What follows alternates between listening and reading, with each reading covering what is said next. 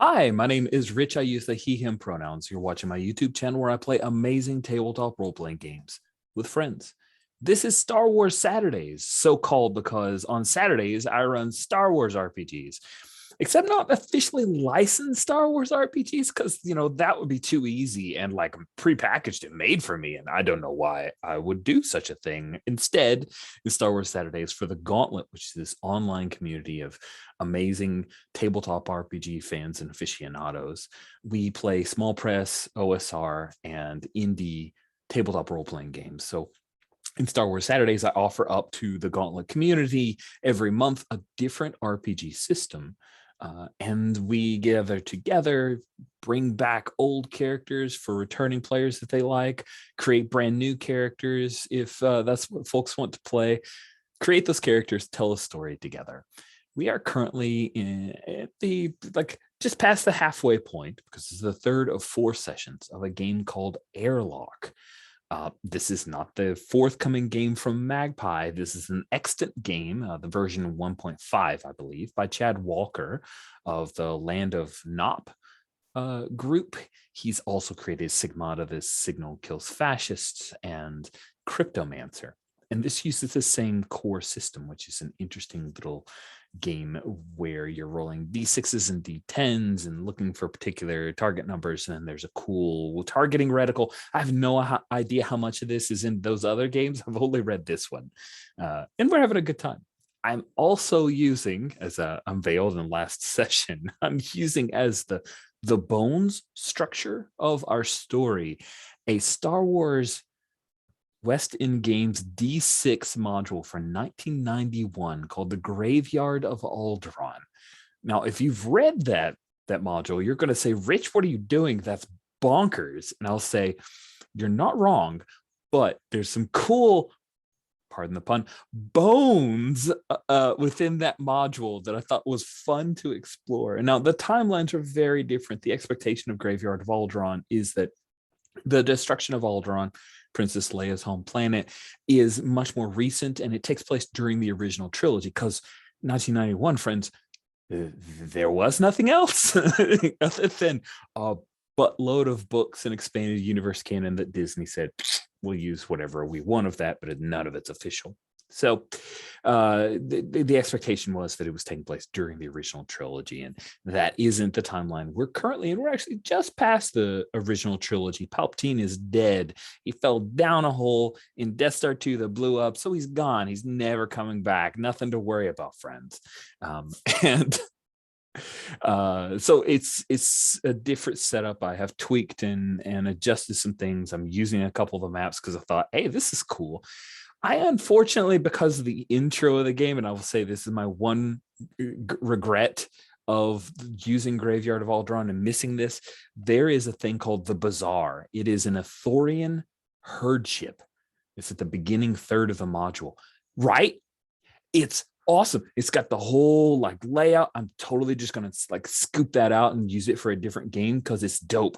It's a herd ship, so it's got actual a jungle in the freaking middle of the planet. Or not planet, the spaceship. It's super cool. It's called the Bazaar. I don't know why. Yes, the AZAAR. Terrible name. I will rename it. But so that's the one thing of Graveyard Alderaan. I'm like, I wish I could have but I really liked how we kick things off. So it is what it is. That is a thing that I'll scoop out and use later. Now, enough talking about this other game. Let's talk about our game. In last session, Jason was unable to join us. So here's what happened as a recap. We started off the series with you guys in your current home base, the current home base being the Spaceport Black Orchard.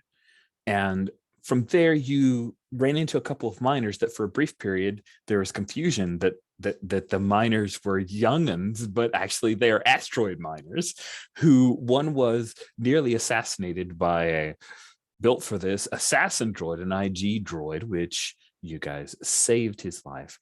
And then this is where things happen in last session. Rusty took that guy, Kem, to the ship to help him out. Well, the rest of everyone went to Kemeraz, who was the name that Kem had saved Kemeraz. at the Happy Bantha. Is it happy or unlucky? Crap. Lucky Bantha. At the Lucky Bantha Cantina. Tauntaun. Oh, it's always the thing. Thank you very much. Writing it down. See, I didn't take good notes last session. Thank you very much. At the Lucky Tauntaun, which are probably going to have a new name because it got blowed up. Literally blowed up by a person who they went in. The player characters went and saved a bunch of people. Were able to save Cameron's life. He revealed that the Palace of Alderaan had been found in the graveyard of Alderaan, which is the asteroid field that it was. That's what they call it. Pretty sad, right? The asteroid field that was once this planet blown up by the Death Star. And so you guys jumped in a starship, your amazing, the Ember, and flew your way out to Mining Outpost 11, which is where Kemeraz and Kem had escaped. And they revealed, hey, we snuck out of there because the administrator of Mining Outpost 11 pretty much said nobody can leave. But they were due for a furlough, and by Dernies, they were going to get out of there. So you guys arrived on Mining Outpost 11, met with Raro Inkals, the Mirialan comms officer, who was a super fan of Janella Gentek. And Janella flirted, entertained the miners, and then met with Kathos Loof. Meanwhile, the rest of the crew were able to slice in, hacking, sliced into the data systems and discovered the location of the place where the Palace of Alderaan supposedly can be found. And that was known as Asteroid 7785, is how it was demarcated in the systems. You input that into the Ember's nav computer, start to fly your way through an asteroid field. Nobody's going to tell you the odds, but it was difficult. You were chased by a frigate and lost the frigate in the asteroid field. That frigate was captained by there were no comms between, but we, the audience, know that a Togruta wearing a very scary looking Sith mask was the captain of this frigate. But they were lost, and you guys, at the very end of our last session, arrived at asteroid 7785. So that's everything that happened last week. That's a lot. I did not I love doing the recap sometimes. I'm like, wow, that was a lot of stuff. We do have safety tools, friends. We have some lines already marked, as well as veils. And ask first, which means that it's situational. We'll check in as players with each other before we commit it to our canon or the fiction that we're playing in. Along with that, we have X card on top of that. It's our default dropout action. If you reach a point that you didn't think, hey, I'd need to do a line or a veil on this thing, but it makes me uncomfortable, I'm not having fun, this is not my Star Wars, anything like that, before you bail, please, if you could, try to X card, because we can fix it. No canon or fiction is worth you feeling unsafe or uncomfortable in a bad way. I don't play Airlock to make people feel uncomfortable. There are RPGs designed for that, and they're awesome, and they have different safety tools often. That's not what we're really about. We'll see. So if you need the X card, you can say, hey, I need the X card. You can say it, you can drop it in the chat, or as we've discovered before we started recording, there are reactions in the Zoom video. I'm going to do one just to see if it shows up on the recording. So this is me testing the X no. And so I don't know if that's going to show up on the recording. My guess is it won't, but we'll find out later when I watch this. So whichever method is most comfortable for you to X card, you do that. We'll pause play. I'll check in with you to make sure I understand what was X carded. Then we'll excise it from our story. It's gone. Don't let it feel like a roadblock. We'll work our way around it. It's no problem. If something happens and you think you can ride with it, but then it does get to the point where you're like, oh boy, I really wish I'd X carded at the start. Don't feel like you can't. You can. It's okay. Just like Disney can buy Lucas and excise all expanded universe, we can say, you know what, that canon isn't a canon that's going to bother us. It's gone. We're free of it. It's all good. Won't even cost us 4 billion. I think 4 billion. I think it was. Yeah. It won't cost us a penny. It just cost us a moment of thinking around it. So there's all my preamble, friends. Let's go around the horn and remind ourselves of our characters. Then we'll jump right back into our story at Asteroid 7785. I'm going to start from the left-hand side of our character keeper, heading towards the right, which means that Jason, you get to lead us off. If you could introduce yourself and tell us about your character. Sure. My name is Jason. I'm playing Rusty, whose real name is BJ Catali. Once upon a time, Rusty was actually a Jedi who specialized on working on Jedi ships. But when Order 66 came down, he stole the ship that would eventually become the Ember and left and cut himself off from the Force for a couple reasons, but largely because people he had trusted then murdered a whole lot of his friends, and it kind of left him a little disillusioned there, and so he's been living out on the fringes since then. So he's a support character mostly. He does the first aid and doctoring, and he is a super good engineer. He looks like Ed Asner wearing an N7 outfit from Mass Effect. So he's a grumpy old man who works in the library. And I think that almost I'll mention he still has some holdovers from that day. Other than his cool armor and cool ship, he's got a couple of holocrons squirreled away, and around his neck wears a kyber crystal. He does. Oh, that's really cool. I love it. I love it. Oh, that's exciting. You probably said that every single time, but it's clicked in my brain now, so that's good. Next up is Joe. Hey, I'm Jolene. My pronouns are she, her, and I'm playing Janela Jan Tech, who's got a call sign for some reason in this game of Star Dancer. Which, look, there's no value in the game, so I will make fun of it every chance I get. She just goes by Janela, really. So yeah, she's a Zeltron. She's kind of got a long storied history in Star Wars Saturdays. So this is her latest job to survive.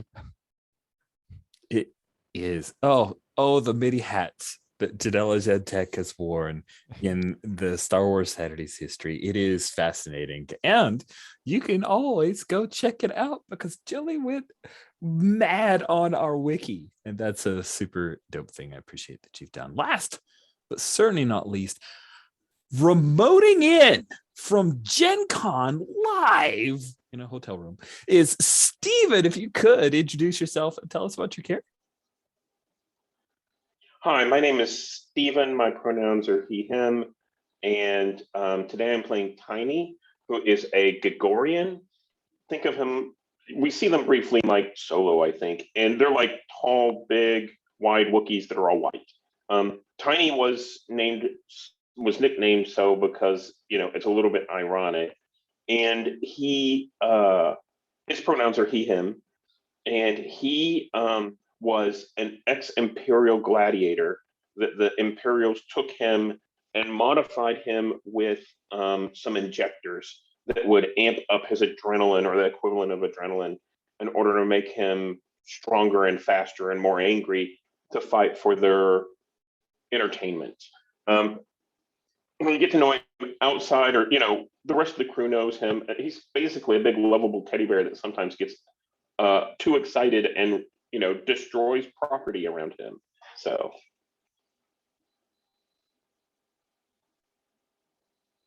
Excellent.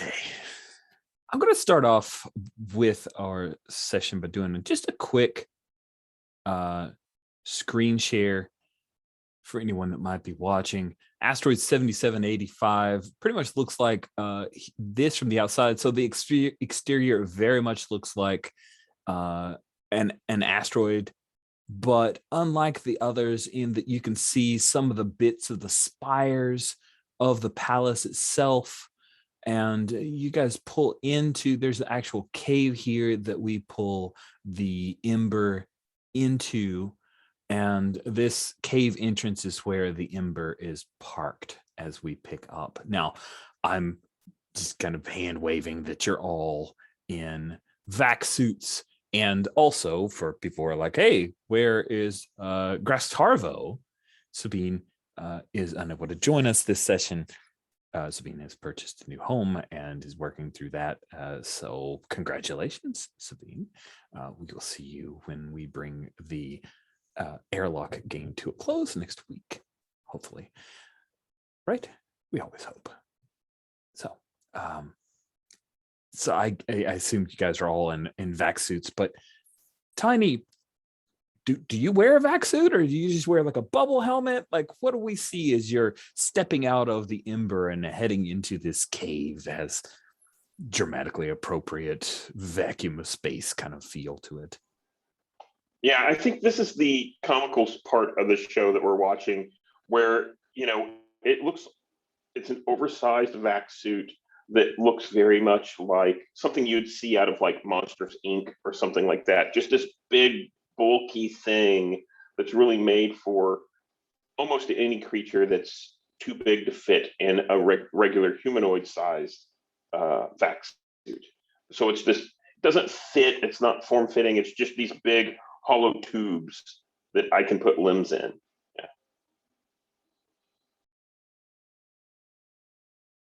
Cool. And what about Rusty? Does your vac suit look like something from long before, or is it just a thing that the Ember had? I think so. For the most part, Rusty gets around in his exoskeleton suit, right? Which has a number of, like, when he was doing first aid, I'm pretty sure he opened up a little panel and then had stuff for it in there. Like, it's just got bits and bobs. So he doesn't really carry a blaster. It's got like a needler worked into it. So I think he actually has a helmet that fits on top of it. He just doesn't normally wear it. Nice. So it actually just modifies his regular suit. Cool. And then what about Janella Gentek? What is Janella Star Dancer wear? Is wearing like the Star Academy stuff from her days in the academy, or something? Probably else? not. She probably had to like pawn that or something. She's got like the bubble thing, like Ahsoka Tano had, and otherwise it's like, you know, a pretty simplistic suit. Cool. Okay. Yeah, you know. Now that's super Probably got, like, presentational from our patterns and stuff. Yeah, it's pretty. It's like aesthetically pleasing to Janella. So cool. So we see the three of you, and we'll say that Grastarvo is, if everybody's cool with it, we'll just say that Grass stays back by the ship, monitor, keep communications, make sure nobody, that other ship doesn't trail you guys, show up, and he will be keeping you guys in comms contact. The two Kashiri who you've saved, they're also on the med bay. I assume sleeping off all of their injuries, and even though Rusty used some Bacta on them and healed them up enough to speak, they're still in a pretty bad way. So the three of you continue into this cave entrance, and very soon after you have entered and started checking this out, you head past some stalactites and stalagmites. Remember, the mites run up the tights, so the stalagmite comes up from the ground, the stalactite comes from the bottom. I always like to use that mnemonic device because once somebody told that to me, I never made the mistake again. But at the rear of the cave, partially hidden behind some rubble, is this door made of finely engraved metal. It is beautiful, and you see that there is like this embossed figure of indeterminate gender, like based on your point of view. It could be a woman with her hand outstretched to the stars. It could be a wizened man, but their hand is stretched out as this embossed image of them in a kind of robes that looks reminiscent to Jedi robes. And you see all of these embossed little stars out. It's the symbol of the Alderani reach out to the beyond. And Rusty, that sparks a memory for you.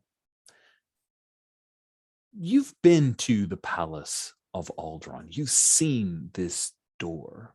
How old was BJ Katali when you were last on Alderaan?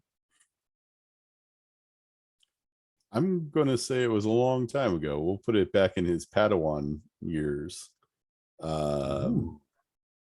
So, because for the most part, they don't deal a whole lot with the ships, which became his primary thing once he was a full Jedi. Let's say he was 14. Cool. And so tell us a little bit about your master at the time. Who was it that you trained under as a Padawan? Sure. Her name was Juliana Lestraub. She was in Alderani. And she was very different in character from Rusty in a way that would probably surprise most of his crewmates. She was very much more of a swashbuckler who tended to laugh a lot, eat with gusto, and take chances, make bad jokes all the time. She was about average height with black skin and bright eyes and these kind of loose black and brown robes that would flow around a lot while she did her flippy swashbuckler stuff. And she had a green saber. She was a lot more in personality like Stardancer than like Rusty, but Rusty is not about to tell Stardancer that. That's great. That's great. So we flash to the young BJ Katali. Like, was this, if he was young, 14, and looking at the picture, like this was it in Clone Wars, pre-Clone Wars? What do you think? That is a good question. Let's say in the Clone Wars. Nice. Well, hold on. Let me think about that for a second. Yeah. It would have had to been pre-Clone Wars, because by the time you get to Clone Wars, he's a full Jedi. So it'd be a little bit before. Let's say right after the Naboo Trade Federation conflict. Oh, cool. So yeah, it is on the cusp of the Clone Wars. You, BJ Katali, in this memory, you are attending your master, and there are within the palace you enter. You know that this place is, well, it's called a palace. Alderaan is generally ruled by a council of elders. These elders are, it's similar to a republic. It's one of those like monarchy republic setups. So while there is Bail Organa and Princess Leia and the like, that it does have actual representation. And as you enter, you pass by this first room with all of these this holograms that have various figures of Alderaan. I'm kind of imagining, oh god, here, Joe, you're with me on this one. I'm kind of imagining like in the Titans Tower where they have the statues of the fallen Titans, that this is a holographic version of that first entryway, right? That's the first thing. But I guess Tiny, being who you are, you're the one who kind of moves the door out of the way. Yeah, so I think that, are there lights here? So on this outside, the only lights are whatever's coming from your suits, or if there's an ambient light coming from the Ember itself, but there does not appear to be anything on from your vantage point where you're at outside of this piece. So I think, Tiny's the one who kind of, pushes and like then heaves against the door, and it slowly starts to move, and we see kind of dust come down and kind of float in the air a little bit. And he's also the one that, as the door gets open enough for him to pass through, everyone else should be able to pass through fine. He steps in and attaches like the headlamp and holds it up really high, so we get a good view of this area, with like a, overhead spotlight kind of thing. So we get a lot better ambient light in the area. Nice. You pick up that titanically heavy door. Maybe we see even just a moment where Tiny struggles before you get the leverage and pull that thing out of the way. And you can see there's a little bit of stuff floating. The gravity is maybe not full here, but you also see that a bit of the dust that kicked up kind of skirts along this invisible plane on the other side of the door, like where the door was holding. And you can see through, you can see the holograms. Rusty, you recognize this. There's a bit of ambient light inside here that the door was hiding. It appears that there is some power to aspects of the palace. Janella, what do you do? I mean, I'm taking in the sight of it all, but I am just heading right in, obviously. Like, the door is open. Yeah, doors open. You step through, you So, feel that like Rusty Tank, we're just here to like ransack this place, right? Depends on what we find. I mean, we did go through all the trouble to steal the coordinates of it. There's create more than that- one kind of profit. Well, sure. But Let's still, start by seeing what's here then. like, you seem pretty hesitant, Rusty. But we are here to make money, right? I'm not hesitant. I'm just cautious. Okay. Eventually, you got to learn the difference, kid. Ugh, whatever. Janella, you step through and you feel you're pushing through like a membrane. There's a force shield here. It seems like something may have protected this from the elements. And when you step on the other side, you can hear the low hum, maybe through your bubble helmet, but you hear the low hum of power here. You can see that some of the holograms are still displaying Alderani of the past, and you are currently in, if we're looking at the asteroid 7785, you're in area 2, the first hall. It was once magnificent. You still see the marble floors, they're cracked. The east and west walls have closed in. Anything that was hung on the walls is affected by the crushing force of just everything that has taken place. But you also feel that there's gravity here. Your feet keep purchase. All right. So, like, what are those things called? The ports, the data ports or whatever? Uh-huh. The slicing ports. Are there, like, look for any of them? Like, hey, let's see if there's any, like, there's power. Let's see if there's any alarms or whatever to disable some security. Nice. So Janelle, you move forward, and the first obvious port would be on one of these hollow projectors, right? Because they have data that's being sent through them, possibly. If you want to jack into that and start trying to slice together information, you can do that. I'm curious though, Tiny, when you enter this place, what do you do? So I think whenever I come in, I kind of have to duck down to get through the door. And I stand back up, and this has got pretty high ceilings. And I think these hollow projectors are tall enough that, I can see them kind of eye to eye. Mm-hmm. So I'm going around, and I think I'm kind of looking at, looking in the faces of these people who used to exist here, who probably are no more. And I think I'm saying sort of this area. Cool. And I, go stepping up from one projector to the other projector, kind of going around and kind of silently acknowledging each of them. There's like a handful, 2 or 3 that are still working. Yeah, there are just a few.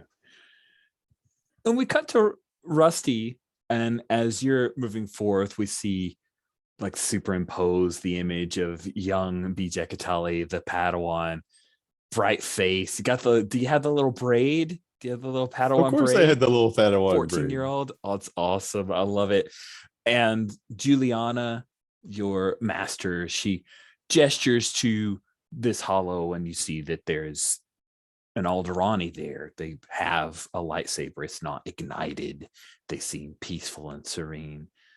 She says, one of these days I'll unfortunately have to be placed here. They're going to have to build it out, of course. Of course. Well, you know, I'm not Alderani, but maybe I'll be right next to you. She smiles. I wouldn't have it any other way. And then the image of her disappears, and you see the dust and all of the bits that have fallen down. There was this beautiful artwork on the ceiling, and every bit of it is crushed, and just the pressures. It's like somebody crushed this thing in, and some parts of it survived. Janelle, let's go ahead and have you make that roll. So, as a reminder, you're going to Sounds be like a discreet hack. It does seem like a discrete hack. Thank goodness for those little skill descriptors. So let's have you make that discrete hack. Discrete hack is a focus. So you're using 3d10, 2d6. Yeah, And one success.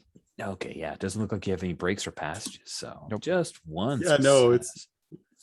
I'm I'll not. be honest, it's something at I'm the real crew stuff. good at. So I was like, I'm not good at this. This is my thing. So wait a second. I think you actually have 2 successes, Yeah, right? but I got a Oh, 1. Oh, thank you. Sorry. Yes, you almost get through, but then there's a power conduit that just dies down on you. So you get 1 success. So in the airlock rules, for 1 success, you just barely succeed at the task you were attempting. You narrate the outcome of the roll. The GM adds some type of complication to that narrative. All right, so yeah, like, you know, she's looking to disable any security alarms that they might encounter along the way. Nice. It's like, we don't know what's going on here. Power's still running. Let's just turn off anything just so we're not dealing with it later. Cool. So you have success. You connect in. You realize as you're in this system, it's only a few years old. Like the actual wiring is, if we recall, the time period of the original trilogy only took place over a few short years. I know time is weird in Star Wars, friends. You can forget the entire Jedi Order in the space of 2 decades, but it's fine. It's fine. Let's all just put that critical piece of our brain away and enjoy the pew pew. So what you realize with that success, yes, it's ancient mumbo jumbo from like 2 years ago. You realize, number one, there are counter defenses here. It's not like they run it through this hologram projector, but you do see there's a master system at work. And generally, when you're trying to slice in to see if you can take over, because I'm kind of working with that 1 success, someone shuts off this node. Like you saw the passage, and then it just gets shut off at probably a master control switch somewhere. I get the toss back from a shock. Yeah. A flark or whatever. Carabast. Banted poodoo. Yes. It's impossible to hack. Can't be done. you shut off the node. Let's go. Look. I've got a great feeling about this. Let's go. All right. Do you guys want to head to the doorway to the south or check out the one towards the east? Drop a stick. I See mean- which way it points.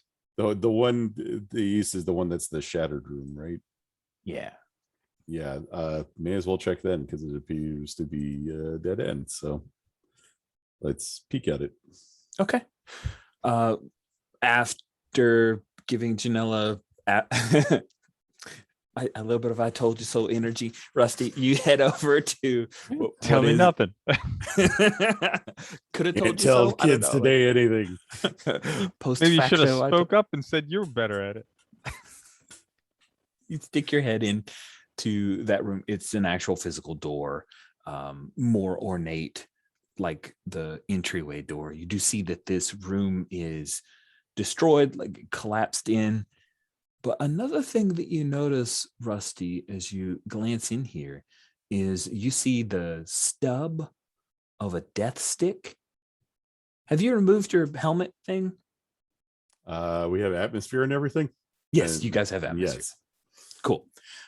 You also catch the faint whiff of like old, but like someone smoked this death stick in here.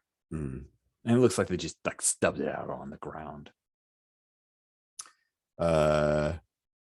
So I think Rusty goes, "Yeah. Looks like we're not alone, kid. Someone's smoking death sticks. Makes me wonder how they got the dang things." Well, we knew that we weren't alone because other people had come in here, right? Says Tiny. I suppose, but sealed it up real quick, and I don't imagine that foreman was real keen on them standing around on breaks. Just keep your eyes open. So, Janella, you wanted to head south. You see you open into a large corridor. There are doors to your left and your right. And then ahead of you is, if you're looking at the map, the grand hall. So you see ahead there are these pillars, a number of them still standing. That grand hall is almost the size of a football field. It is the largest single space still standing on this asteroid.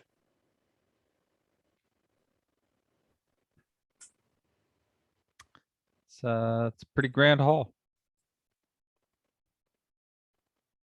Like that. Cool. I mean, yeah, we're just going. I mean, like, look, we're not going backwards. So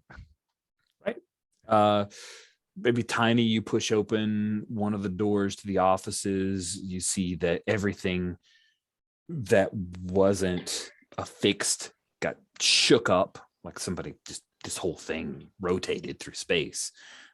So there's a desk that's been flipped over, but it also looks like this room, someone's picked it over. A few things have been kind of stripped off the walls. Doesn't look exactly like just the damage of this thing being part of the planet once before. I think Tiny turns to Rusty and is like, how could this place have survived for so long? I mean, how could it have survived this destruction?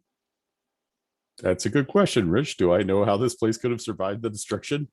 Ooh.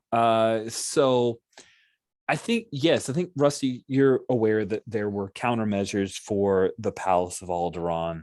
The fact that it has its own force shielding, which was supposed to protect it from bombardments. This was a palace that was supposed to withstand planetary bombardments. It just seems that because they kept everything from power, like it had its own power grid, that kind of setup, that it just worked out. Yeah. Probably shouldn't have worked, but seems like it has. Well, it's I think the way Rusty puts it is like, well, they used to glass planets back in the old age, and the Alderanis tried to prepare for that just in case the things went sideways. Didn't expect it to go like this, though. No one really expected planets to blow up. That's new. But it looks like they managed to survive in a way. I mean, if all that's left is a tomb floating in space, don't know how much that's worth. Pretty pictures, though.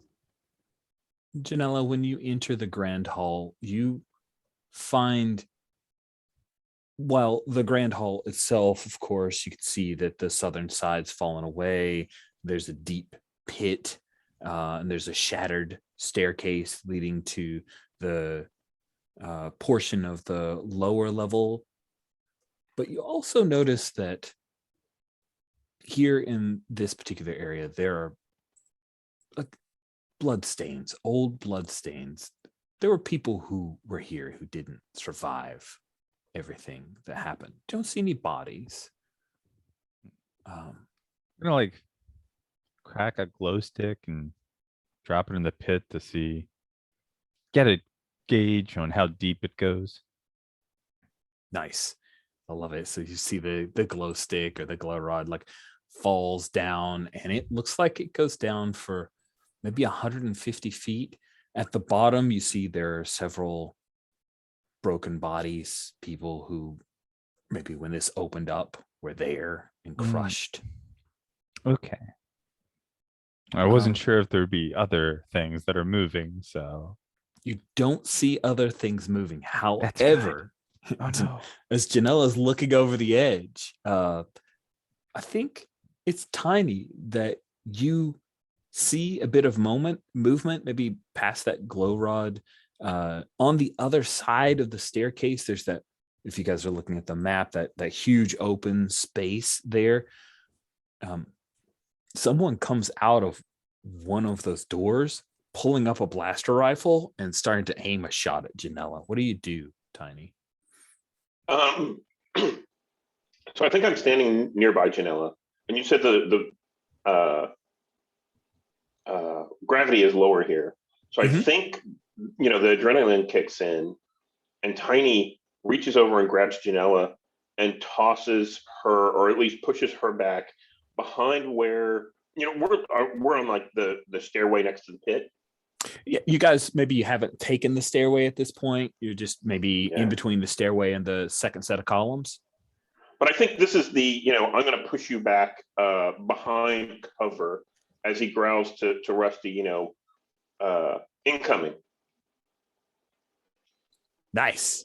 We are going to enter combat, and I am throwing 3 danger your way, Tiny, at the beginning of that little exchange, as you have effectively pushed Janella back so she doesn't take the shot, but you do. So I have unhid in our readouts tab the danger tracker. Remember that Grask is not going to take any damage at all, so I'll just do a strike through there. But Tiny, you have gone up to 3 danger, and there are others who are moved out. The crew here, you see that there are 4 individuals with blaster rifles who are on the other side of that staircase, and it looks like they are firing at you guys. None of them look like miners. None of them are Kashiri.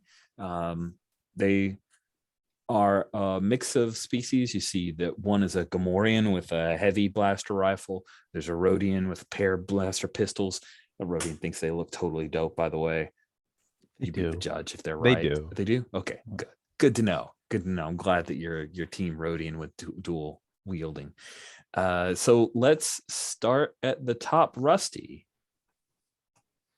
What do you wish to do? Rusty gonna do what Rusty gonna do and give cover fire to get Tiny a moment to get himself and Janella to safety. Okay, cool. So cover fire. So you want to do a suppress? Yep. Awesome. So there's no danger currently on Star Dancer just because I used 1 move per. But you can remove some danger from I'm just Tiny. narrating the. I love it. It's awesome. So go ahead and roll a suppress. All right. So that is 4d10s and 1d6. No, is it 5 dice I roll or 6 dice? It's 5 dice that you roll. Right. I'm the one who screwed it up multiple times, but it is. That's just making sure I got it right. No, it's good that you check in. Thank you very much. 4d10, 1d6. I was about to do the opposite, so let's not do that. All right. Now, don't forget you have a break, an exoskeleton that allows you to take any one and flip it to a success that you roll. Well, I got a 10 and an 8. Okay. And no ones. So we're Okay. looking So at that two is 2 successes, which means that you're removing 2 danger from Tiny. So Tiny goes from 3 danger to 1 danger. Yep. So Rusty lifts up one of his gauntlets and then it just kind of goes and a whole bunch of little needler things comes out and he's just like and sprays across, sending the opponents scattering. I think the roadie like ducks a little bit. It's those needles like pop over his head. He goes, "What's he firing instead of that far?" Sweet. Tiny, you grabbed Janella, so I'm curious what you're doing now, because Janella will just say you have to stand up, right? Dramatically. So this was, do I need to roll a protected ally kind of thing? No, I went ahead and Janella? just narrated, gave you some danger for that, and now we're in the combat, so it's like a free round of narration. Yeah, great. So I think that, these guys came out firing at us. Mm-hmm. And Tiny, to react quickly, amped up his adrenaline. So he's in fight mode. So I'm going to storm. Oh, okay, sweet. So, hey, remember that danger, Rusty, that you took from Tiny? Tiny's back up to 1, 2, 3. That's the reason I take it away, is so I can build it back up again. Good team. Sweet. So reckless attack, charging and overwhelming the enemy. Add 3 to the reticle. So I'm doing that now. 1, 2, 3. Now you get to roll 1 success per roll of your storm. Okay. So I have a 5 in storm. Roll 5d10. 9 and 8. And the rest are, I have no 1s, but the rest are below 6. Okay. So I got 2 successes. No 10s, which your passage would have boosted. No 1s that your break would have flipped. Do you want to use to expend any of your talents here to add more successes? Ooh. Oh, absolutely. I'm going to expend my chem rig talent, which is, the adrenaline that just pumped into me. Sweet. I mean, not so sweet. So increase your fatigue by 3. You're going to go from fatigue 1, I think you're sitting at now, up to 4. That adds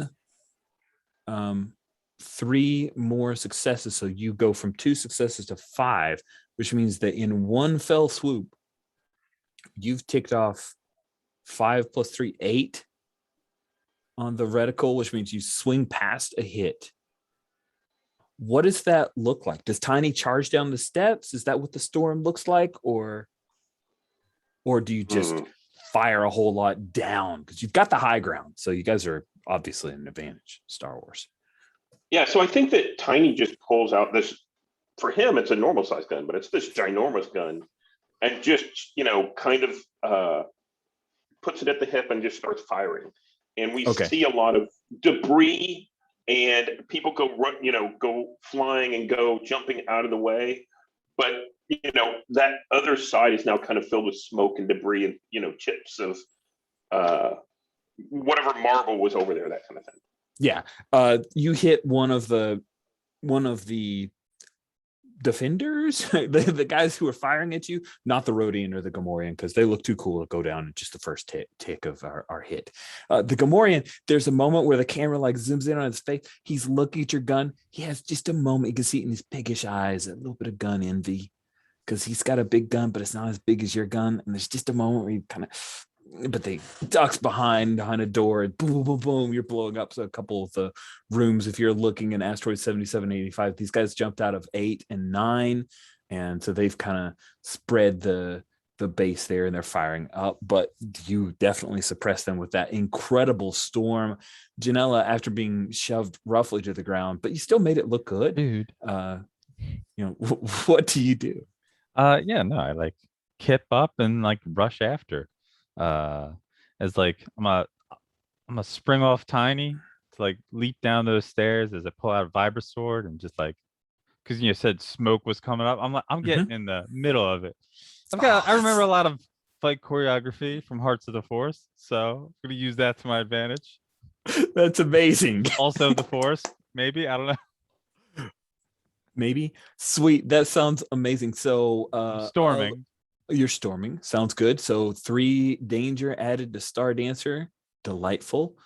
This is a reckless attack, charging and overwhelming the enemy. So you were at 8. You're now with that storm, pushing the targeting reticle up to 11. Reticle is I just want the danger. That's the damage really of the bad guys. the only reason I'm doing this. You want more danger? Awesome. Yeah. Go ahead and roll storm. I need to get the 10 danger just to trigger Rusty's thing. So Oh man, good luck. So you're rolling 2d10, 3d6. all right. Oh, I thought it was 4d10. Damn it. I was looking at swift attack and not the actual combat rules. Sorry. I'm okay with this. 1 success. 1 success. Awesome. I'll use a talent. I don't care. Oh, sweet. All right. Increase your fatigue. Which of the talents kicks in for you? I don't know. I should read them. Keen eyesight, force premonitions, or force manipulation? Force manipulations. Fun. So you were at 3, so you're going up to 6 fatigue, right? Sure. I'm clicking all the bits. I don't know what fatigue even does. Remember, my understanding is we had fatigue, and after a major scene, it goes down by 5. Is that right? Yes. Oh, so should I ought to even have the 3? Since the first session? Probably no. Yeah, no. So I had started. I started the session with like 6, so I ticked that down Thank you. to 1. That's why I'm still up. Yeah. Okay. Fatigue Reboot is fee. basically the mana you use to power things. If you run out, it just Gotcha. means you can't do Mana. your I love stuff it. Stuff.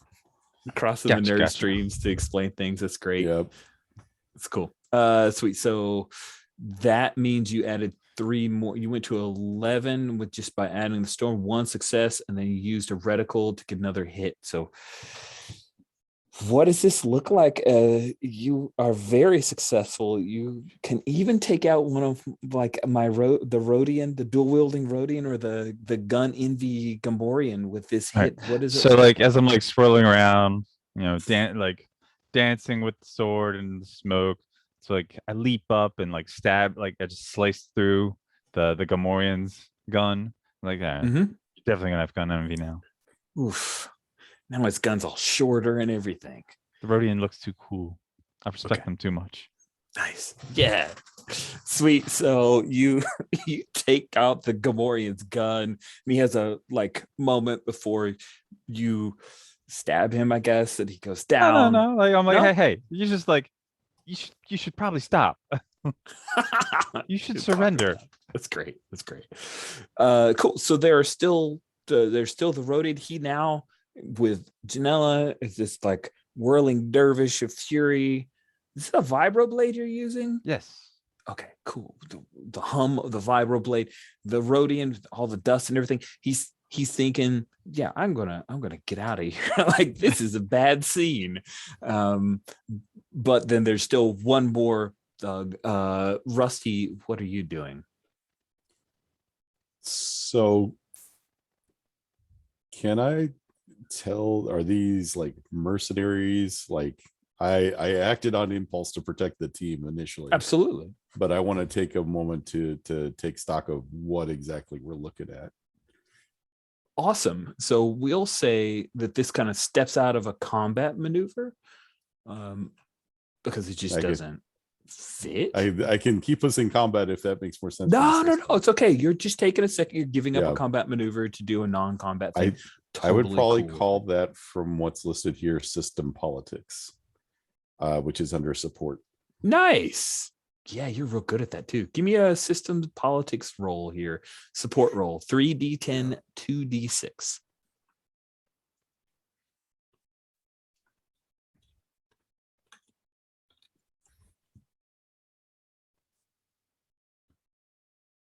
Not great. 2 successes, it looks like. And I have a break there, but I don't think it matters. No. The break would flip a 1, so and I it don't have any ones. doesn't boost you there. And then a passage would have kicked over a 10, but you I didn't get a didn't 10. roll a 10. So I'm at 2 Weird. right now. Okay. So Do a you- 2 success is. Do you want to use a talent? You don't have to. 2 successes, I think. That's we enough can to get get these what I right, too. want here. Yeah. Yeah. You recognize the dual wielding Rhodian as the, like, if you ask him, second lieutenant, so leader in training. If you actually know him, a thug with style for Belinda Vogue, a salvager team. So they must have gotten here ahead of you. They just got here first. Yeah.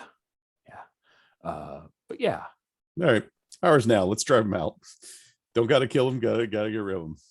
All right. I think I'm just going to yell the competition. Don't need to space them, but let's drop them. Hot. We roll around to my run. Kill them or not?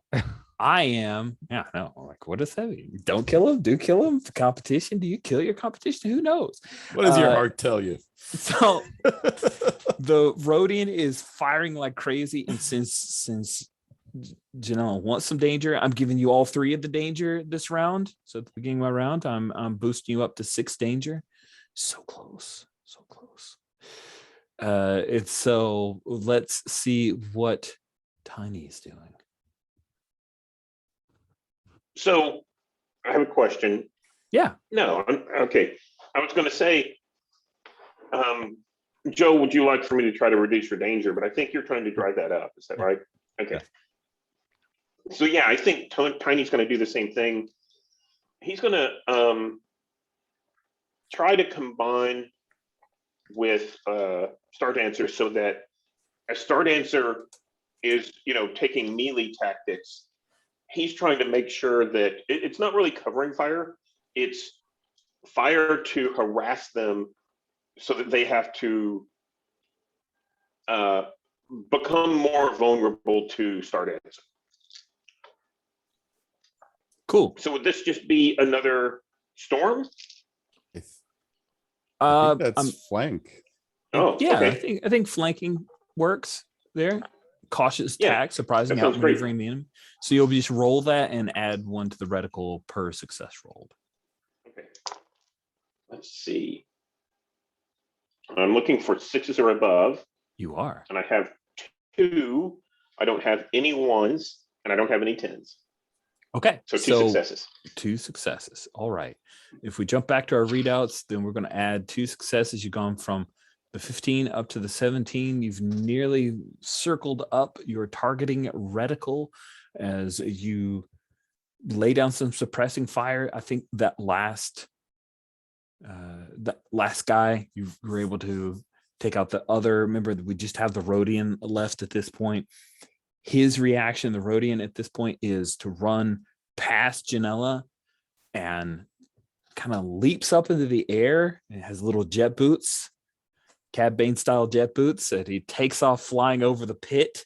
And it looks like he's going to try to fly over the pit, over the stairs, and try to make his way to the hall.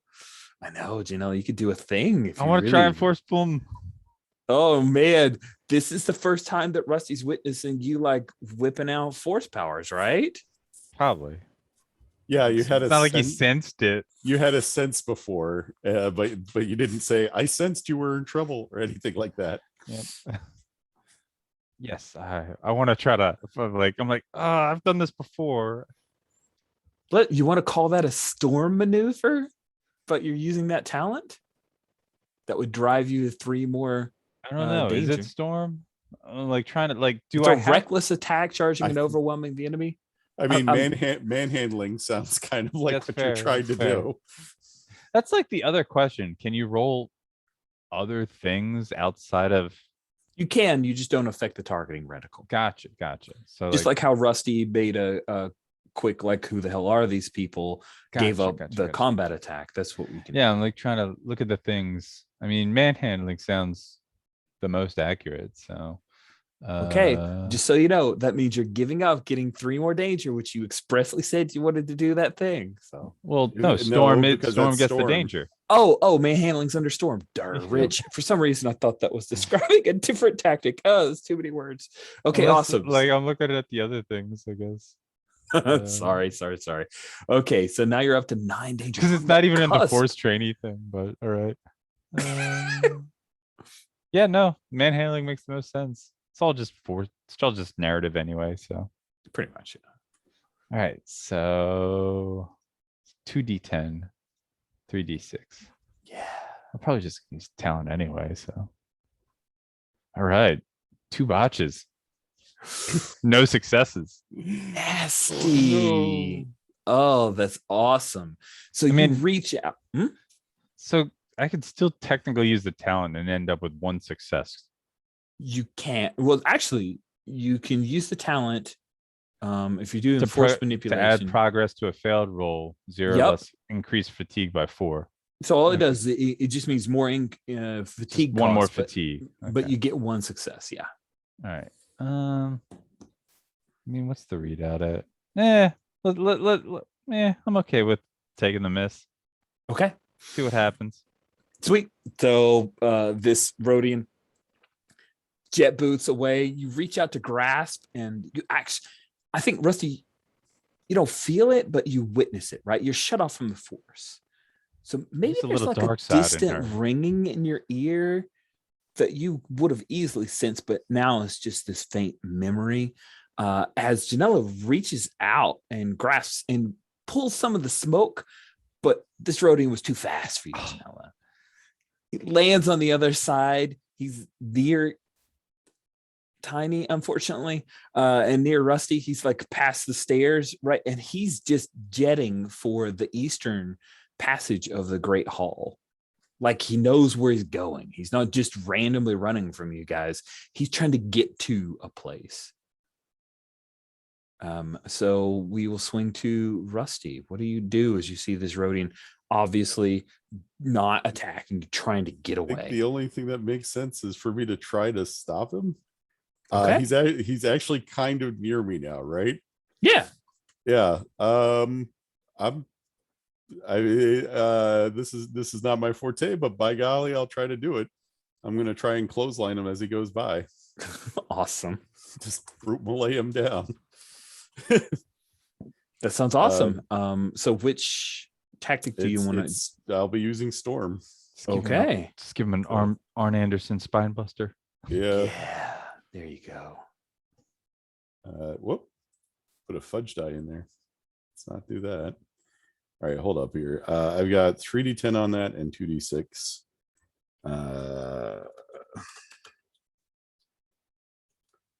And I got 4 successes. Wow. That brings this fight to a close as you Arn Anderson, was it Brainbuster you said it was? Spine buster. But I do have a Spinebuster question. Yeah. And does not affect this. I got -2 successes. I don't know if you remember that.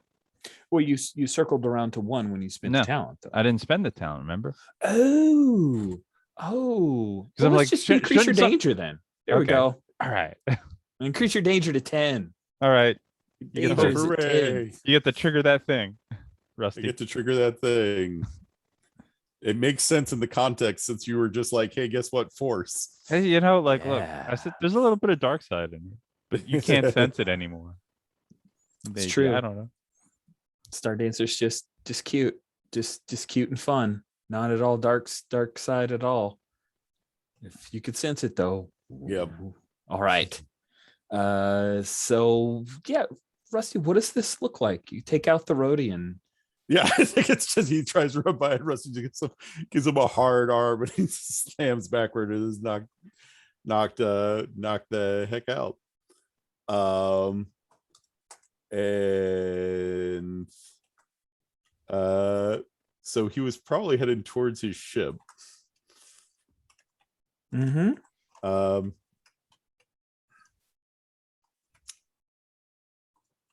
All right, let's just lock these guys up in one of those abandoned rooms for a moment.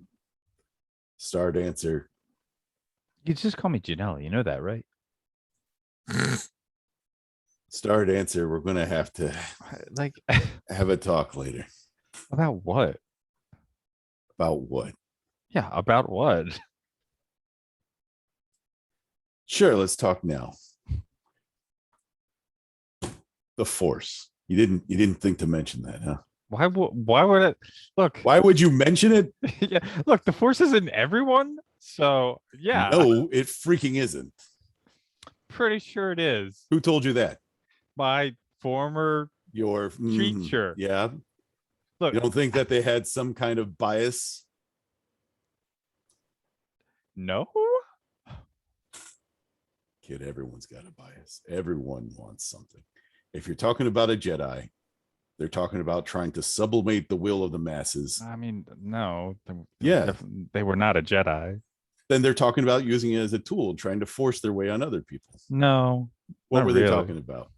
Look, if I recall the script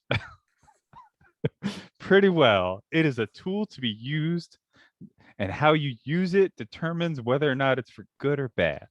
Okay. But also, it's in everyone, every living creature. It's in every living creature. Sure, that's And what does it do there? How should I know? I don't know. You're apparently the expert on it. Anyway, You're sitting here telling me that every living creature has the Force. And I say, what's it do? You go, I don't know. What's it for? I don't know. What's the How am I purpose? supposed I to- don't know. Well, then don't act do like you know anything. Do you know what it's for? Yes. What? None of your damn business is what it's for. Now let's get through this. Then why do you care? Jeez, Louise. It invites trouble. Muka chocolata, Rusty. Hey, you don't need to use that kind of language. Look, you make a decision about how you use the Force. Whenever you reach for it, it puts you on a path, and it's going to dominate your life forever. So, look, I can handle myself. Yeah, I've heard that before. I didn't crawl my way out of Jakku to get where I am today. Yeah. So, are we gonna table this and get back to our job? I tried to table it. You wanted to talk about it. Well, like they're already locked up. Tiny back. So I think while all this serious discussion is happening in the foreground, on screen in the background, we see Tiny, lumbering over, picking up one of these guys, lumbering back. We see, in the background, we see him taking like bits of metal or pipe or something and wrapping it around them to kind of restrain them, and then coming back and picking up the next one and just kind of going about his business, lumbering in the background. Yeah. If you know so much about the Force, Rusty, why don't you show me how it should be used? I cut myself off from him. Excuse me? Look, the thing that I found is that if you use the Force, people try to use you. So don't At the get end of the used. day, you just got to do what you think is right. And the Force makes that messy. Does it though? I saw a whole lot of mess that says, yeah. Yeah, but it sounds to me like you gave up. Gave up what? On trying to use it for the right reasons or whatever. Because you had some bad experiences, and there's a lot of bad experiences with the history of the Empire and all that. But that doesn't mean you should just give it up. Just because I think you I'm choose. Oh, Yeah, go ahead. No, go ahead. Oh, yeah, I think I'm trying to support him. It sounds like I can reduce people's danger by rolling support. Yeah. Yeah. Okay, because I was like, there's got to be other ways to reduce danger, and I'm not seeing how. But Yeah, my Elysian mesh says reduce. No, my aura vision says support reduces danger of 2 allies instead of 1, and I'm like, what does that even mean? Great question. Will also look up support to make sure. I'm like, what does that mean?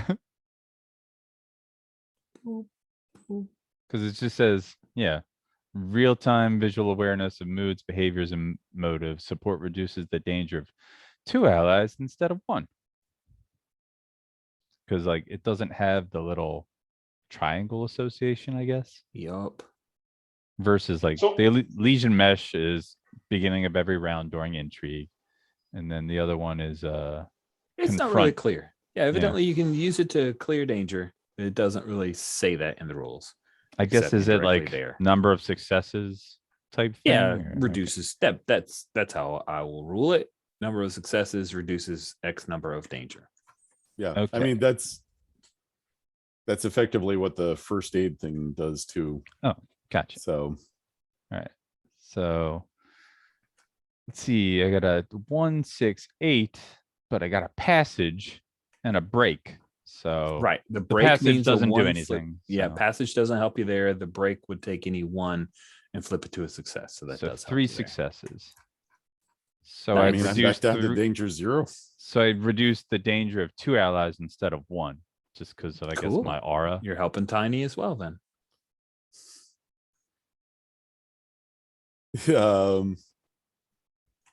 Right.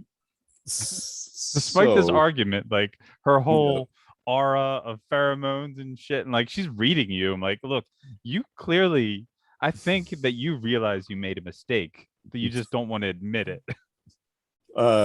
he is, Like imagine cutting an emotion off from yourself or cutting off a limb. you're describing what the entire Jedi Order tried to justify.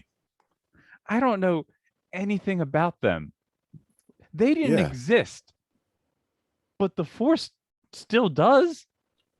Sure. So just forget what they taught you and figure it out on your own. Like, What part of dominate your path don't you understand? You can't just forget. Sometimes learn you from can, your learn.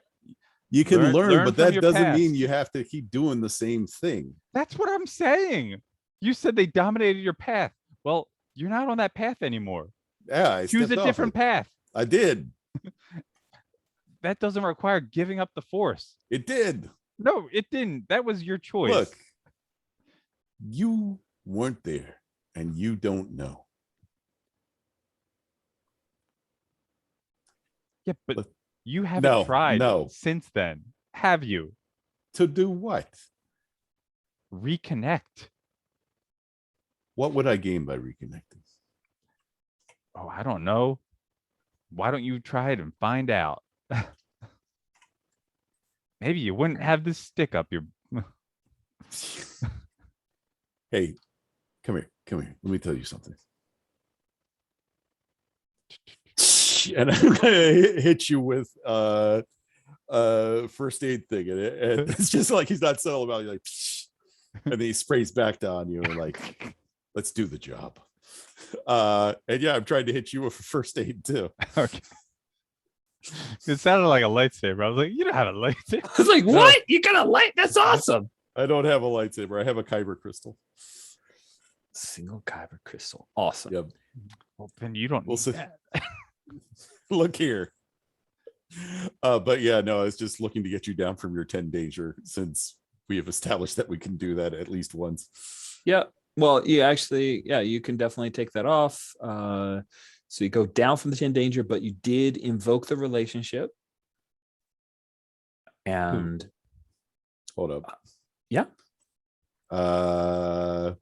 What are you reading as? I was reading as rolling on first aid for, oh, but yeah, I did invoke I didn't invoke it. I marked it that I can invoke it. I haven't. Yeah, used you that can yet. trigger it. It's ready Yeah. to go. I'm sorry. It's Yeah. The language is messy. yeah, Yeah. I wish it weren't called. Yep. The relationship's been invoked, but you haven't utilized that thing. All right. I know someone else, I think. Right. So I thought someone else had one that says when they invoke a relationship. There it is. Yeah. Start. Someone answer invokes those. Yeah, and someone curiosity invokes sucks. Um, does but it? yeah, It's great. It's I was, well, it's, I mean, it's you're dependent on someone else Yeah, to do the you have thing. to wait for them to have one triggered before and then use it before you can mark yours off as accessible. Yeah. What I was looking to do is to roll with my suppress to try and lower Lower the Janella's danger? Yeah, absolutely. Go for it. All right. And I think we'll take our bio break once we see that, if that's cool with everybody. Sure.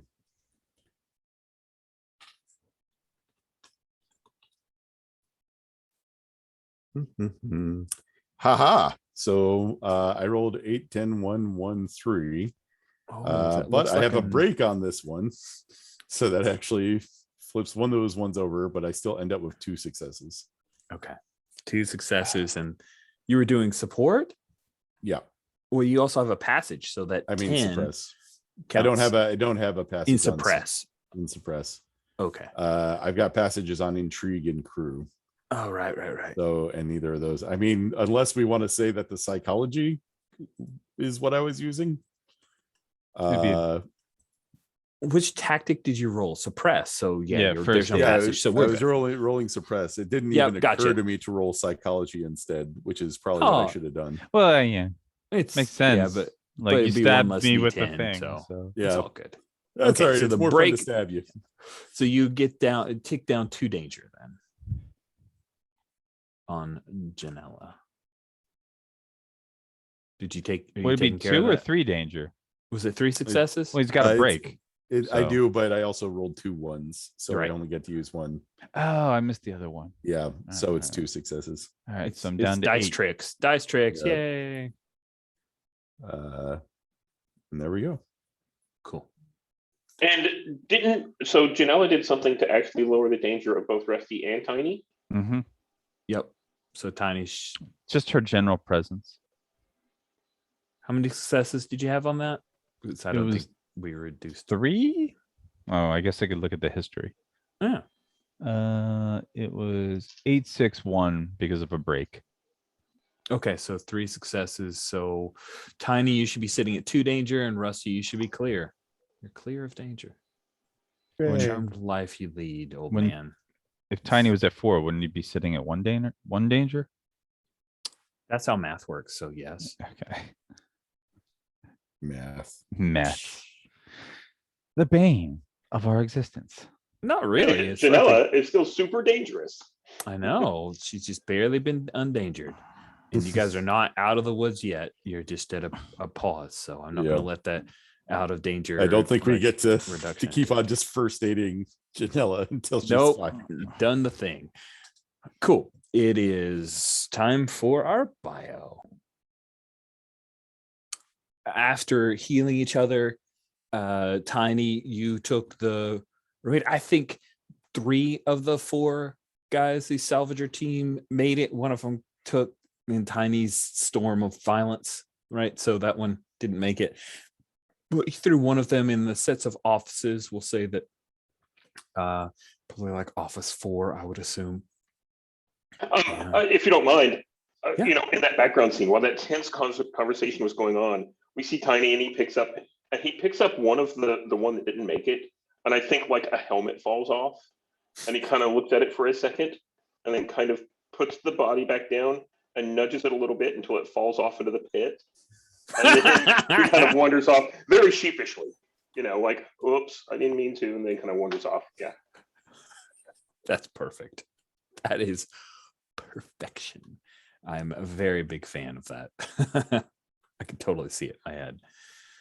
So, you guys have done what you can to triage each other, had your argument about cutting off from the force and remaining cut off, and you should come back to the light and all that stuff. That was great, by the way.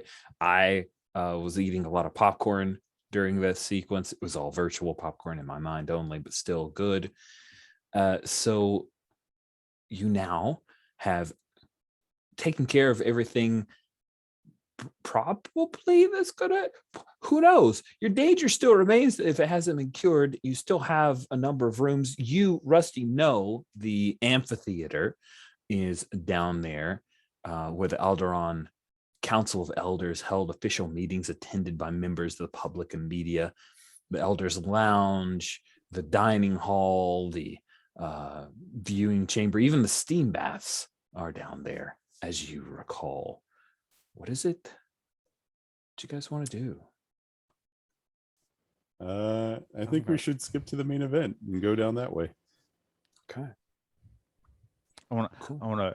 to spite Rusty, reach out to see if I can sense any more people with the Force. Oh, wow. That sounds like dangerous and awesome. I'm a fan. You should do that. What would the role be under? Snoop? Let's take a look at our Scouting, I guess. Scouting makes sense. seems like scouting would make sense. We're scouting under what tactic is that under? Evasion. It's under sneak. Yeah. So I could see it as either sneak or snoop. All right. Yeah, I mean they're both the same number and Exactly. And Dot, passage on both. so. So yeah. I think while you're doing, Rusty's like, "What are you using the Force there?" yeah, Yeah, I am. yeah. It's great. If only there was a working computer reticule to do something extremely similar good. somewhere around here. Where Didn't go well. I know it's must have been the -1. Force or something. I'm gonna use the talent. I'm gonna use the talent because just to spite, you know. That pushes you to 10 fatigue. Oh, I guess I can't. I mean, you can. Wait, how do I get to 7 fatigue? I did not remember. Rusty healed you. That's No, No, danger. you don't heal fatigue. Sorry. Oh, fatigue. I'm sorry. He healed danger. I only had 3. Wait. Okay, you've used two talents during Not today. I this day. haven't. I don't. No, because remember No, we you got had the a talent negative you- 2. So you had a negative. Oh, you decided to let it ride. That's right. Yeah. Right. I marked Right, 4 because So now I should be at 7. Because now you will be at 7. yeah, I'm like, wait, why am I at 7? Sorry about that. Yeah, Oh. it was stuck in my mind that you Yeah, were doing the thing for I success, was but- waffling and then I decided not to. So. and I jumped the gun. Yeah, So yeah. my apologies. We've got it fixed though. All right then. So yeah. I used Nice. so yeah, I guess does it just I just add progress. I add 3 to then so a success of 2. Okay. So you add 3 successes. You had -1. So yes, So a success 2. of 2. Yes, that's Gotcha. exactly how it's supposed to work. With the success of 2, you clearly succeed at the task you're attempting. You narrate Rusty's the outcome of pestering the me. roll. I'm like, Yeah. yeah, no, I'm using the Force. Yeah. You know why? Because I can't. It's part of me. It's part Prove of it. you if you Keep- let it back in. No. Look at you. You're getting distracted. And like as she's like, you're just like arguing with him and like Yeah. she's just like spatial awareness, yeah. reaching out for life forms. Nice. So you reach out with the Force, trying to ascertain your surroundings with this sneak snoop type Force premonition related thing. And I'm going to lean in that you use the Force premonitions. Is that cool? Like Yeah, that that's- talent is the one you engaged? Awesome. So you have a moment where you imagine a woman, and the picture we see is Belinda Vogue. So if you hop over to NPCs and places, you'll see her on row 6. Belinda Vogue, who you missed this, Jason, but the write-up for this NPC in the module is hilarious, and I'll share it with you sometime later. I don't want to break us from rereading it, but trust me, it's goofy. But Belinda Vogue is in the amphitheater, and you hear the blaster fire ongoing. She's kind of hunkered down in the bottom of the amphitheater. She's pulled up a panel and she's trying to slice through some of the holoprojector stuff. And you're hearing the fire, and you realize, Janella, during this complete success, you're seeing a premonition of a few moments ago. She's slicing in, and then you see her get hit by a blaster. And as she rolls over, you see a security droid start walking down the steps of the amphitheater that evidently it looks like rough. It's been through some stuff. Like an IG unit that we may It have. It is not an IG unit. It's actually this beautiful golden. It's an Alderani. It's an Alderani security droid that has been activated when she tried to futz with it, and it shot her. So that is the premonition that you get as you do that. And evidently there was so much chaos with what's going on. Maybe you guys missed that, or perhaps there's some kind of sound sealant to the amphitheater, but that is what you witness with your success. Is that cool? Oh yeah, totally. Like, totally. awesome. Like I didn't want to make up the people that I've sensed Right. in Right. case Right. you had plans. So I appreciate that. Thank you. Cool. So yeah, no. So the Belinda lady just got shot or will get shot by a security droid. So that's what the Force does for me. And I can argue with you. Yeah. I think what happens is Rusty smiles and then taps you on the back of the head and says, "Good job focusing, kid." And I will tap my battery and take 4 fatigue to lower yours by 3, because this was my plan the whole time. that's funny. So boom, you got mentored. Mentor me. You're my mentor. That's awesome. You guys are a very rusty pair. That's great. All right. Well, I guess we know what we're expecting when we go in. Yeah. Cool. So, you guys, yeah, Rusty, Tiny, you guys have been told by Janella that there's some kind of security droid. The amphitheater can be entered. You actually head up past room 10, the door to room 10, door 12. It's on the northern side of that square, if you can barely make it out of the picture. Excuse me. And when you reach in, the door, it opens up. It's not locked. But when you push that door open, you see that there are a pair of these. They're beautiful. Short version, they kind of look like an Oscar, like, you know, the Oscar nomination, like that, right? Golden man, or golden man as in human, that has these dots of these glowing eyes, kind of like Rom, like into Rom Space Knight, a little bit like that. Look at me, it's all for you, Joe. But they are both standing over the slumped form, still breathing, you think, of Belinda Vogue. What is it that you do? Wish that we had ion blasters. Look, we took out an IG. This thing is way older, right? We can handle this. Yep. I think we're just gonna go ahead and take down the droids. Do we see the droids? Like, okay. Yes. We know that. Can we They're ambush? just- Can we You see a ambush pair of them. They see you. Oh, One of them says, we should have ambushed them, Rusty. Well, that was my plan. Oh, okay. That's what I was going to go for, because we do "Interlopers, you will leave the amphitheater." Hold on a second. We don't need to Janella leave brings out the blaster rifle, and we don't Rusty need to leave pushes it down. the amphitheater. I am gonna go ahead and call on my knowledge of old codes and try to use authority to get them to stand down. Ooh, that sounds fun. And I'm gonna go ahead and just add some danger to you right now. I'm adding 3 danger to Rusty. All right. And let's go ahead and have you do that. Well, in order to make a more perfect union, I am going to invoke my relationship with Star Dancer and just get 5 successes right the heck off.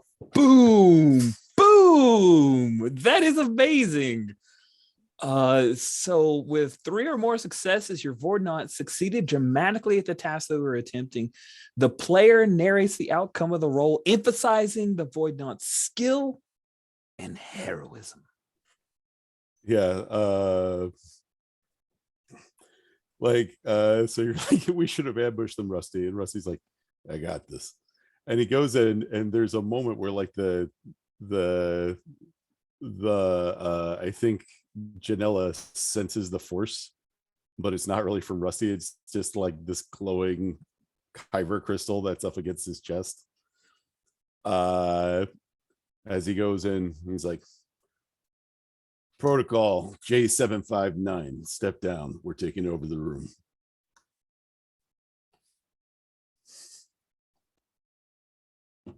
Understood. And then they lower their little gun hands and they start marching back up. You see that there were probably 4 of them, but now there are 2. So not sure what happened to the other 2. But yeah, you see that the amphitheater here is it's where the Alderaan Council of Elders held official meetings. Yeah. And you see that Vogue was trying to mess with the core system. Rusty, and I think Janella, both of you can tell this isn't the command center. It just looks like it's a nice, good conduit. What is it that you'd like to do? So I think Tiny, as he sees the droids kind of wander off, Tiny goes down to, is it Vogue? Belinda Vogue? Yeah, Belinda Vogue. And he's going to check her out and see if she's, still alive. She's hurt pretty bad. You think you could save her? Yeah, so I think Tiny's going to take out and, take one of those ports that's kind of attached and, kind of jam it into her to give her a little bit of a jolt and do a medicine check. Oh, nice. That's compensate, right? So that's 40, 40, 10, and 1d6. Nice. And you have a break and also a voidnetic that supports that. Yeah. And I think that voidnetic. Wow. 8, 6. That's a 1. And that's a 9. Okay. So I've got 3 successes and a 1. Does the 1 get canceled out? You have a break, so yes, that 1 will flip. Okay, so that's 4 successes then. Tell me, what does this look like as you save Belinda Vogue's life? It looks like sort of like the scene from Pulp Fiction where Tiny delicately kind of picks her up, checks her out, sees that she's still breathing, reaches over and kind of pulls this, like, it looks like a needle out of his fur, and then jams it into her.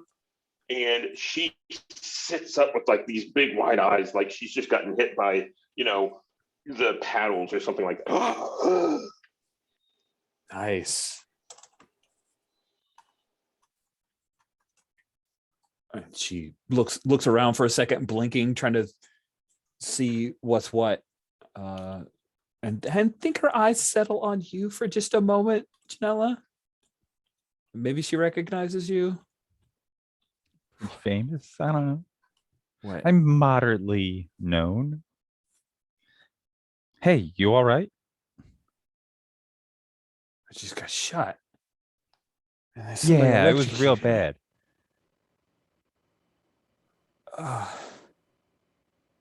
Poodoo. Dank ferret. Who are you guys? Competition. New employers. The people that saved your life. That one works. So you know who I am.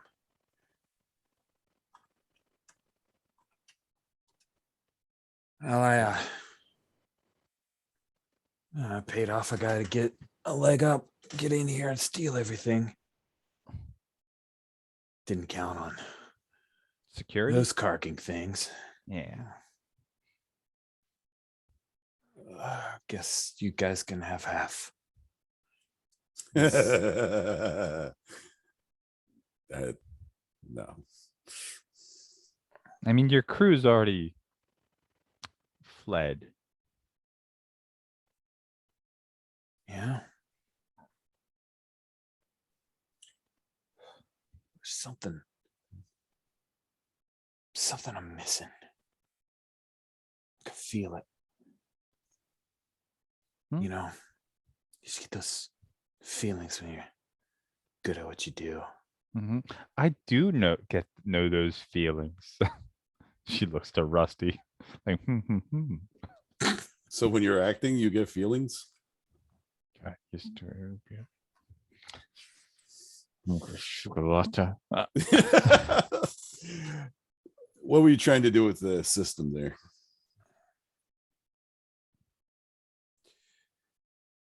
I was trying to get a readout of, what's still active. Well, let's see what we can do then. So Rusty's going to go hop down and see what he can do with it. Cool. And she's gonna ask, like, she'll say, "Hey, big guy," to Tiny. I got some Bacta spray in my pack over there. You think you could bring me my pack? So Tiny kind of looks at her and then kind of looks over at Rusty.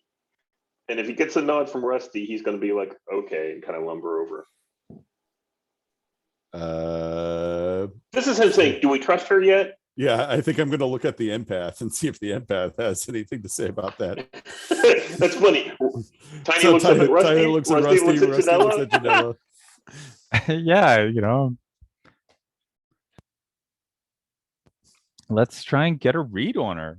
Awesome. By the way, I found an actual person pick that I dropped in for Belinda Vog. So there you go. Oh, nice. Oh.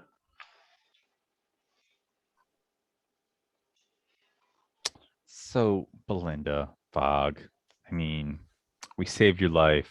We already sent most of your crew, your gunmen running or dead.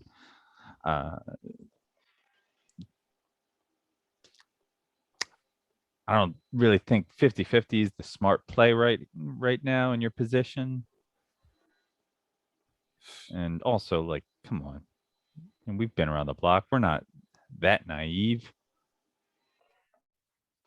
All right, you got me over a barrel. So why not? Yeah, just like, let's work this out. We could work together. I mean, if your people left and took your ship, you'd be really SOL. So she gives a half smile, and I'm going to give you a roll. She's done something to the ship. They're not leaving her behind. Of course, you get that read of like, shit, that is not a threat. She gets it. She's in deep right now. She has not given up. Like, she's already trying to work out a puzzle or some way to make this come out in her favor. But they've stolen your ship. You immediately go like, oh, I think she's got to trick up that sleeve at least. Right. So is this just a singular roll, or are we in like a thing readout? Looking at time, let's do a single roll at this point, fair. just because. Okay, that'll be my wish, an intrigue readout thing. While you do that, Tiny walks over, picks up the pack that she indicated, and like empties it out on the floor. She asked for blah blah blah. Yeah, you see that there is, sure enough, there's the back display. There's also a very small holdout blaster that she has. Maybe anything else that Joe wants to, throw in, depending on her successes or fails. So okay, what thing makes sense? Is this confront, gel, or support? Like, is it psychology? Frame it the way you feel okay most happy, because that's one of the cool things about this game, right? Is like, oh well, I think I'm engaging this tactic. All right, then I'm gonna try to gel with her. Like, look, mercenary to mercenary. we all know the deal here. let's cut through the Bantapudo, the BP, and let's get down to brass taxes. So I'm trying to gel with her. Okay.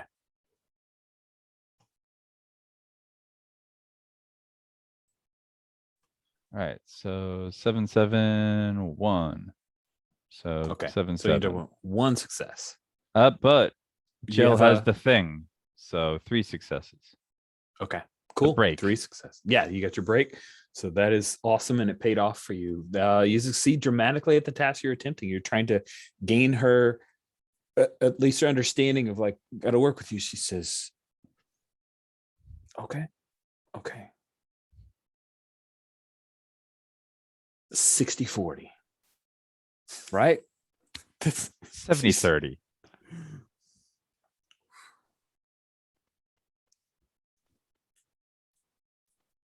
Okay. 70-30. 70-30. Yeah, I can make that work. I mean, look, otherwise you'd be dead. You'd have No, nothing. So, You're not wrong. You're not wrong. You're not wrong. And she kind of reaches out. She pats your arm a little bit and then pauses like, oh, wow, your skin is super soft. She doesn't say it, but you get that read of like, damn, her skin is super soft. Can I get the back to? I'm still kind of. yeah. Of course. Okay. She'll go over for the back to, I assume, Tiny, you're watching. And so she does not grab the holdout blaster. I'll bring the back to over. We see this big hairy paw grab this tiny little back to spray and bring it over to her, here. She gives you a winsome little smile. Thanks, big guy. And she sprays it. She says, so the Alderani in their palace, they had a treasure room. I can't find it.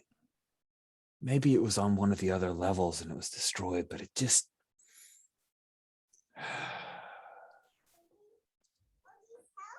I didn't want to give up this soon, I knew I was on a clock, but you can see that the wound is starting to mend together just a little bit, but she's still going to be pretty rough shape. But I got some really choice gear. 70-30, the 30 is going to be fine for me. You guys split your 70 however you want. It's going to be a good deal. It's too bad my crew took off on me, but it means more for me, right? She's going to try to stand up. Do I know anything about a treasure room? I mean, it's a palace. We're looking at the But- map. There's no even upstairs. This is it. Yeah. This is it. Well, We didn't really Um, explore, So like I said, I'm having a look at the system, so I'll at least I know Okay, what I'm looking let's for. have you take a look. All right. So it's some kind of hacking. subtle hacking, I think. I know it's under crew. Yeah, I mean this subtle one would be maintained, which I would rather roll with. More than anything else, I would love to roll with maintain. So if I can, that's what I'll roll with. Go for it. In fact, I think the only time I've ever gotten to roll with it. Wow. So, That is probably going to pay off for you. We'll see. let's find out. All right, so I got a 10, a 7, a 7, a 6, and a 1, and I don't have a break here, but I do have a passage which will activate Tiny's relationship with me. So it's 1, 2, 3, 4, 5 minus 1 is 4 successes. 4 successes. Well, Isn't it still 5? No, because I don't have a break. don't have a break, so that Oh. 1 still counts as a 1, so it draws away. Oh, right. And I don't think any of my voidnetics apply here. No. Okay. Well, first, if you guys are looking at the tab for 7785, I have just updated it. So Rusty, you discover this hidden room, but you get to describe the success. Like, what is it that we see? Well, so Rusty says 70-30 of the stuff you found so far, right? Does that mean 50-50 for the rest? What rest? Yeah, 70-30. Right. and then Rusty pulls a switch, and there's a rumble because the thing hasn't moved and things have been dislodged. And the door starts to open kind of outward, but then because it's super old, it just kind of crumbles partway through. Nice. Beyond that hidden door, you see that there is a chamber, and within this chamber, first of all, you see that there are a number of hollow projectors. There's a command kind of center set up here. It appears to be running on, like, there's a droid that's activating and running that console, and it looks like an actual, like, regular protocol droid, and it stops and turns this little head. You see those yellowy eyes, and it sees that you guys have discovered its area. Hey there. Greetings.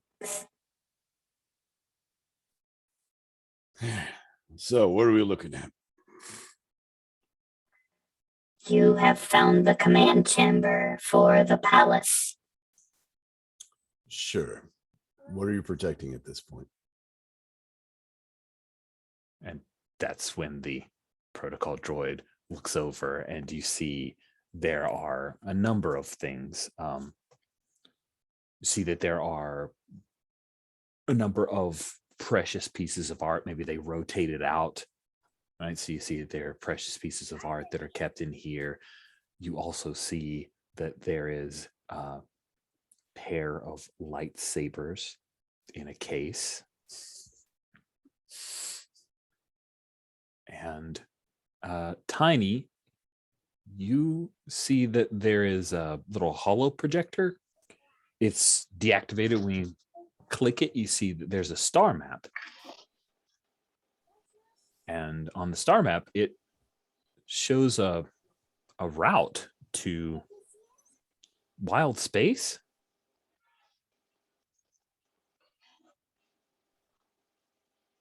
You should ignore that map. It's only a mock-up. There is not actually a colony at the end of that map. You should not take it with you. I am supposed to protect it. And I guess you're coming with us. Uh, Rusty throws it arm protect around. you. We'll protect you. You protect it.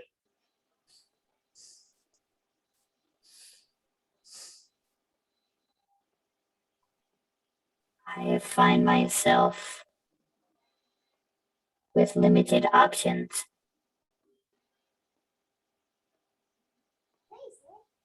It's okay. What's your name? I am C3P5. Nice to meet you. All right, let's gather it up and get out of here. And there's a moment as the droid looks at you and then says, My aging software is spotty, but are you not BJ Catali? Yeah, but call me Rusty. Why have you changed your designation? Felt more accurate. You are a bioorganic, and yet you say that you are Rusty.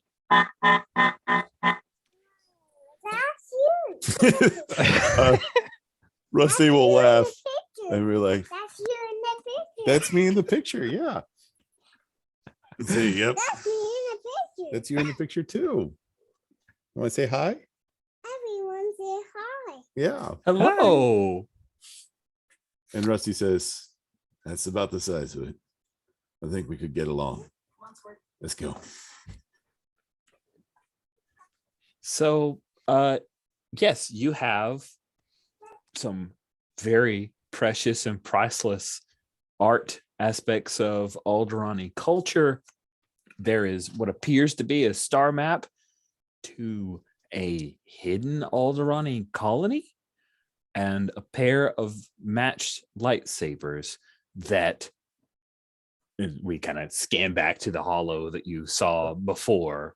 That those are at least one of them is the lightsaber of the Alderani, who was a holo protection. And Belinda's standing at these. She's standing kind of leaning against the entrance. She's like, dang, Ferric.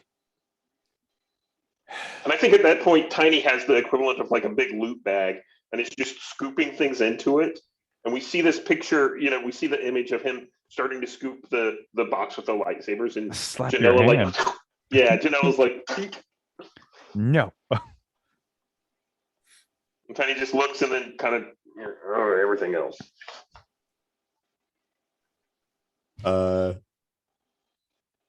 I think Rusty doesn't even bother trying to stop Janella from taking them.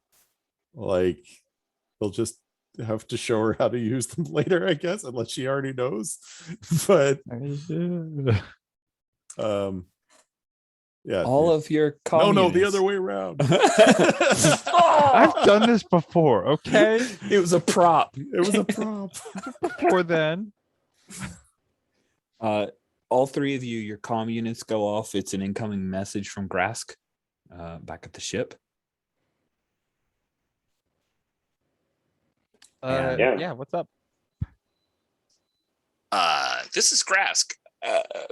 Do you remember that frigate that we gave the slip? It's back. Okay. Dun, dun, dun. Yeah, and that's our cliffhanger. So it's back.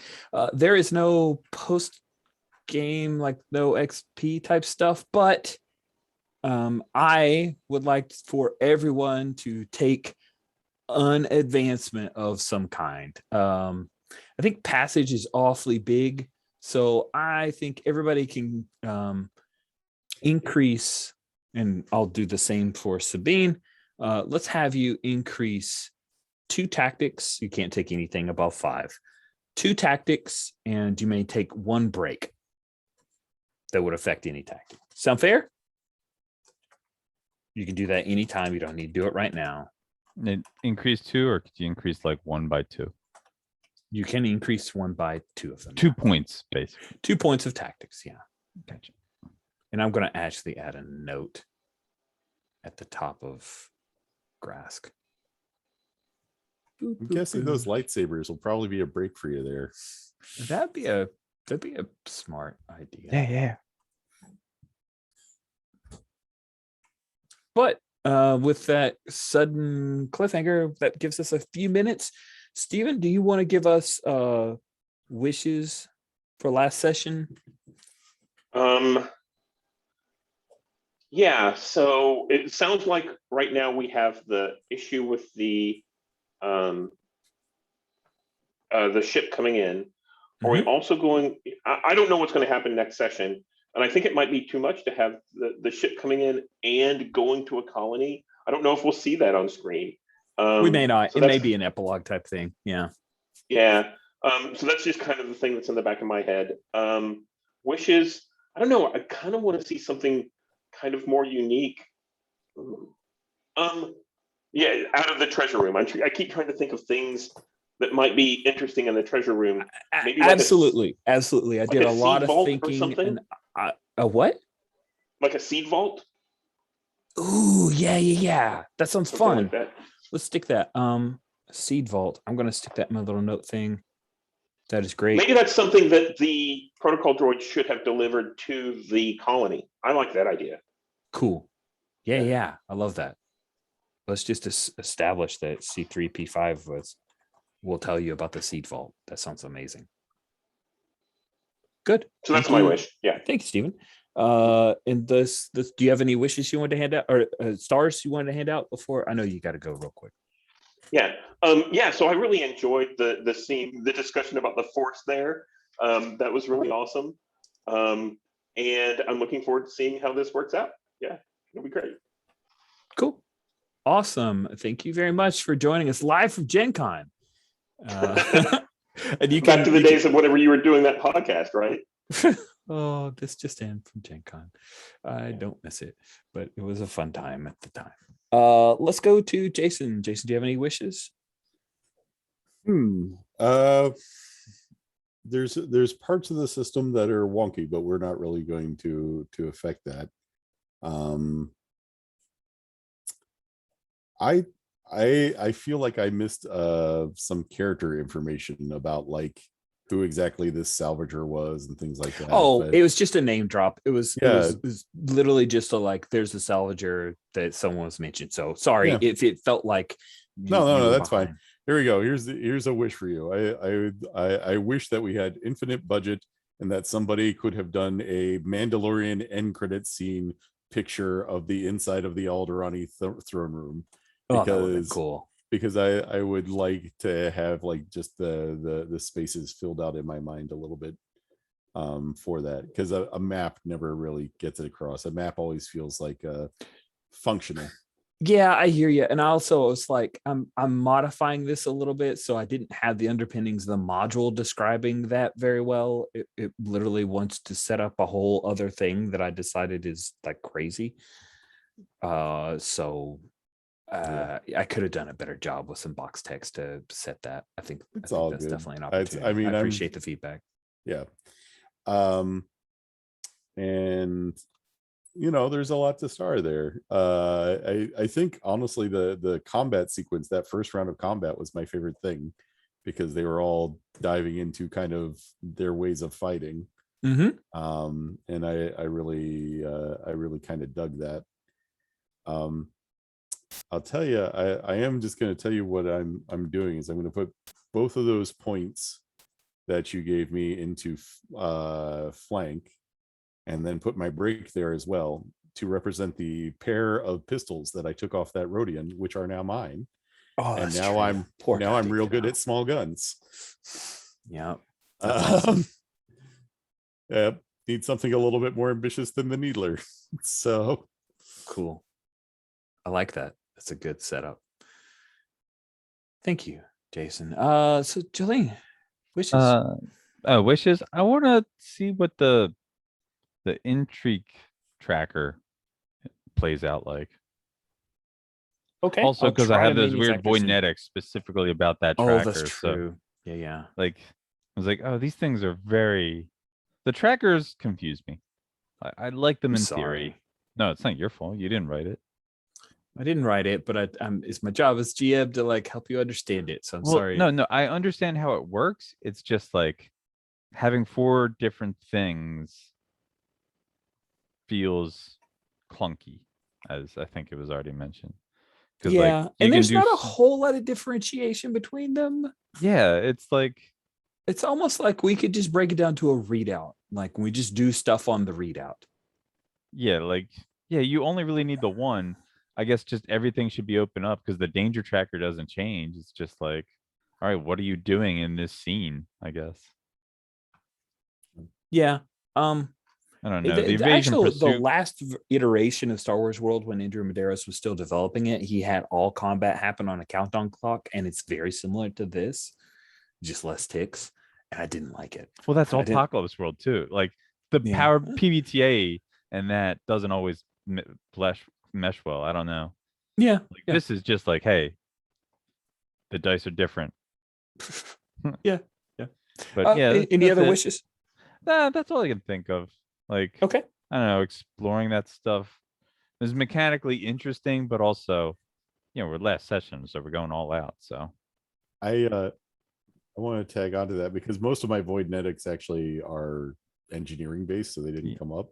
But I was super jazzed I got to bring up the battery and then flip the fatigue around, because I was like, when will I ever get a chance to do this? So getting a chance to do it was real nice. Which is when I took 4 fatigue to give Janella back 3. That was cool. I'm glad that was perfectly timed too. Awesome.